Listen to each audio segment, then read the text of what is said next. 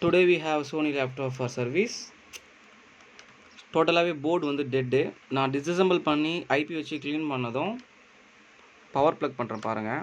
Fan லைட்டாக flicker மட்டும் ஆகுது, பட்டு ஆன் ஆக மாட்டேங்குது. ஸோ இதுதான் இஷ்யூ.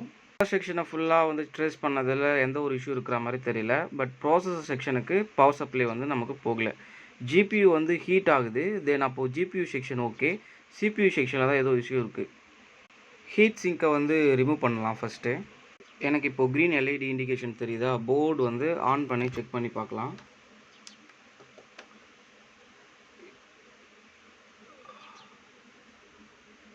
எனக்கு வந்து இங்கே மட்டும் ஹீட்டே வந்து ஆகலை. தென் சிபியூ செக்ஷன் டவுனு. இப்போ வந்து பார்த்தீங்க அப்படின்னா நமக்கு இங்கே இருக்கிற காயிலுக்கு மேலே இருக்கிற 4 மாஸ்பெட்ஸ்க்குமே பவர் சப்ளை வரல. அதை ரீப்ளேஸ் பண்ணி செக் பண்ணலாம். So ton. இப்போ ஆப்ரேட்டிங்